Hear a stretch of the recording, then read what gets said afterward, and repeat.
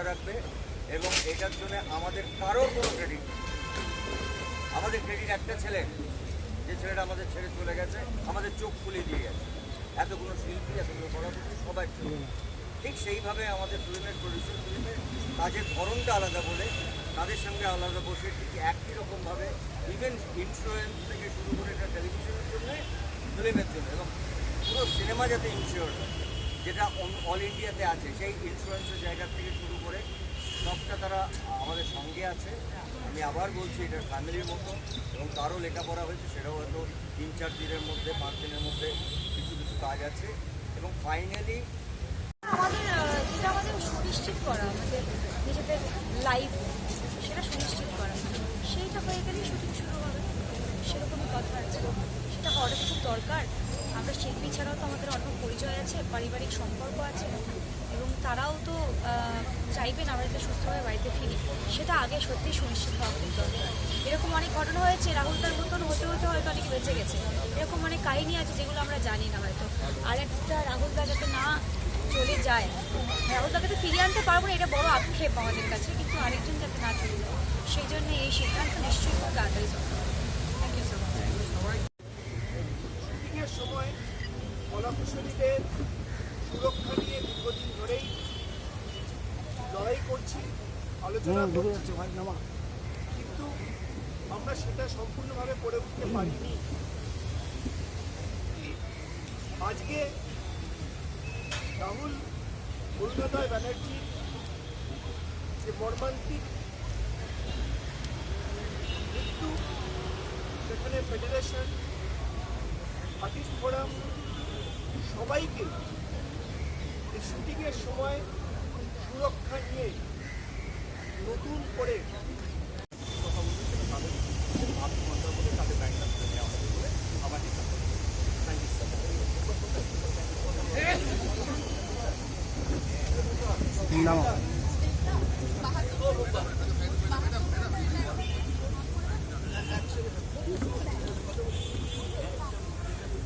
Plan না করিনি আমরা, আমরা বলছি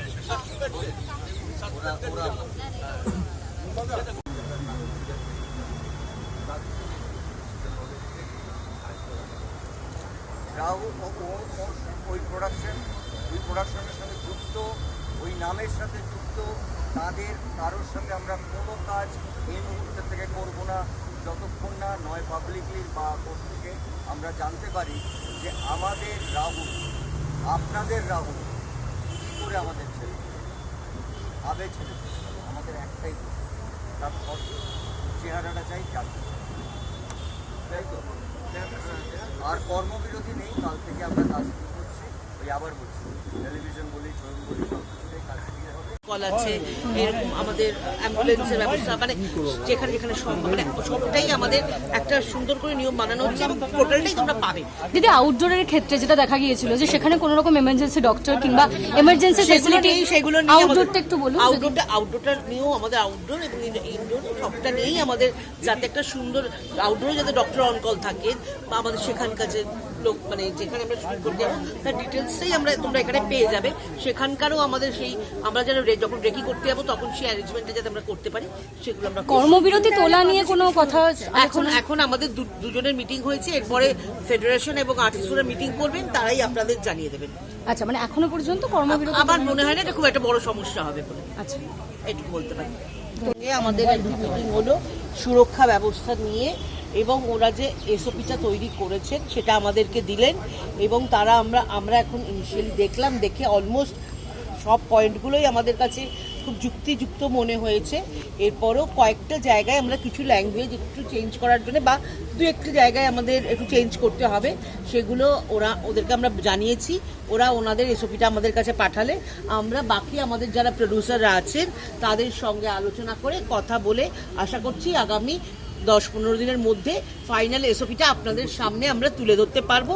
এবং আমরা একটাই কথা বলবো যে আজকে আর্টিস্ট ফোরাম এবং যেটা বুম্বাদাও বলেন, আর্টিস্ট ফোরাম, ফেডারেশন এবং প্রডিউসাররা এর একটা পরিবার, এদের আমরা একসঙ্গে আজকে রাহুল সবাইকে মিলে একটি পরিবার তৈরি করে দিয়ে গেছে। অভিনেতাকে হারিয়েছি, সেটা অভিনেত্রী হোক কি অভিনেতা হোক, হারিয়েছি তাকে। এবং আমরা সত্যি আসলটা জানতে চাই যে কেন, কি হয়েছিল, কিভাবে হয়েছিল, আর কি কি ঘটেছে।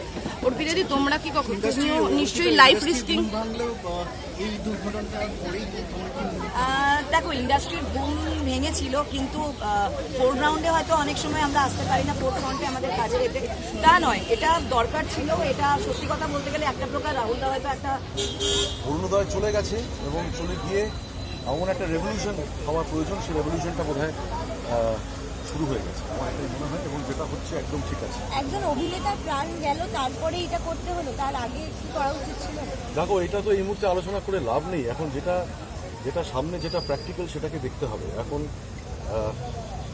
এটা তো মানে আমি এখনো পর্যন্ত ওটা থেকে বেরোতে পারিনি, মানে আমি তো বেরোতে পারবো কিনা জানিও না, আমরা কেউই বেরোতে পারিনি। আমরা প্রত্যেকে খুব মানসিকভাবে খুব বিপর্যস্ত আছি, আমার প্রত্যেকে মানসিকভাবে খুব ভেঙে আছি। আমিও খুব ভেঙে গিয়েছি, মানে অরু চলে যাওয়ার পরে সত্যি বলছি আমি ভেঙে গিয়েছি। আমি এটা স্বপ্ন কখনো ভাবতে পারিনি যে অরুণোদয় চলে যাবে। এটা আমি এরকম একটা অপরিণত বয়সে, একটা 43 বছর বয়সে একটা এরকম একটা প্রোফাউন্ড আর্টিস্ট, এরকম একটা জ্ঞানী, ও এত জ্ঞানী একজন মানুষ ছিল, এত লেখাপড়া, এত তার জ্ঞান, এত কিছু, এত ভাবনা। ক্যানভাসটা অনেক বড় ছিল, অনেক কিছু দেওয়ার ছিল। হ্যাঁ, অনেক কিছু দেওয়ার ছিল।